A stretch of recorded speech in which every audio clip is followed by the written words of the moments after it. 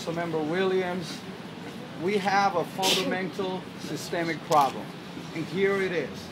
As Councilmember Williams already accentuated, the policy is creating an undue pressure in the community and also among the police officer. And as a result of that, it's inevitable that we're going to have conflict.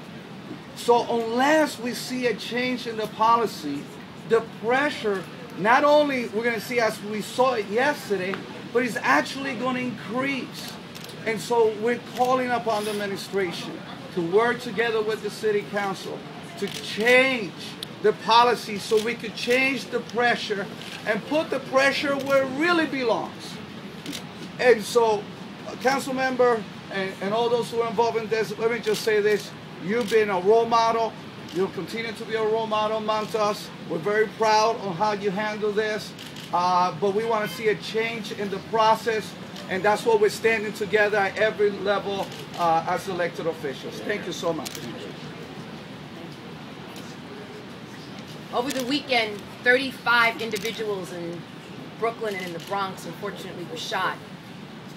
Today I have to bury a 52-year-old woman who was murdered outside of her building in Prospect Heights, who has one child. Last weekend, over 100 individuals in the city of New York were shot. There's a crisis in the city of New York which has to be addressed, but it should not come at the expense of our civil rights and our constitutional rights. And the reality is that whenever an individual, unfortunately, confronts NYPD, they tend to tailor their defense. They had a gun. They made a furtive movement. They tried to attack another police officer.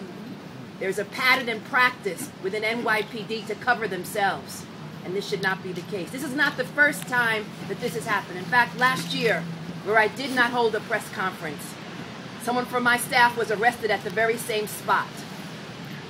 I too have a badge. I too put my badge up and said, this individual is with me and only wants to use the restroom in the library. He was arrested. And I had to go to court to defend him. He's here, he's on the steps, his name is Danny Godine. This is the second time this has happened.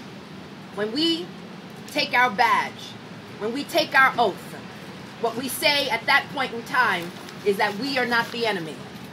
And that that badge and that oath of office symbolizes the fact it should overcome all biases and prejudices. And we should all be seen as one. Because of the epidemic in the city of New York, we should be joining hands with NYPD to resolve the issue. The message here today is we are not the enemy. And something has to be done, and has to be done immediately. Yes. And let me again renew my request. 2 years straight, hearings regarding the conduct of NYPD in the city council. And it's unfortunate that those hearings have not been held. Thank you.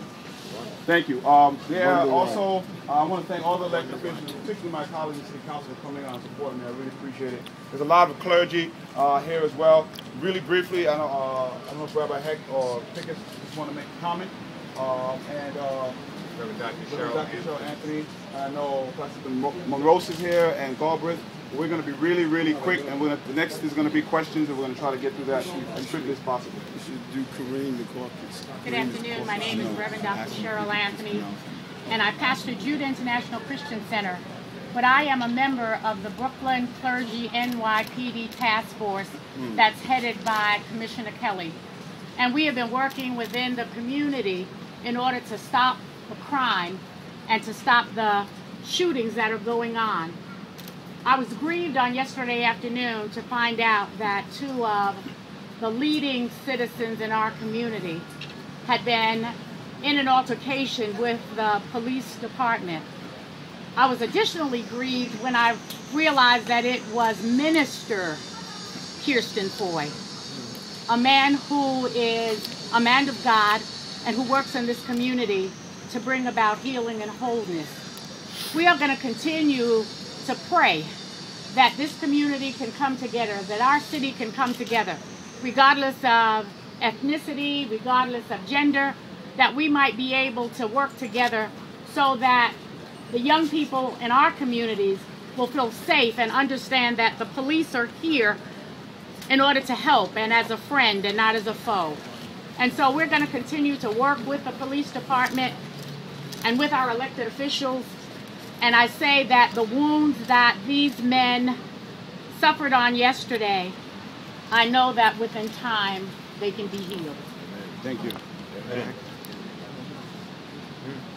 We in the Jewish community are sorely distressed by what occurred here yesterday. It's blasphemy. It shouldn't have occurred. We have to remember we're in a rainbow coalition.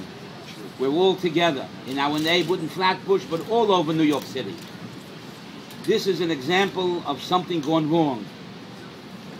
I want to commend, like my dear friend Jumaane, Councilman Jumaane mentioned, the police commissioner, those who are trying to work for unity.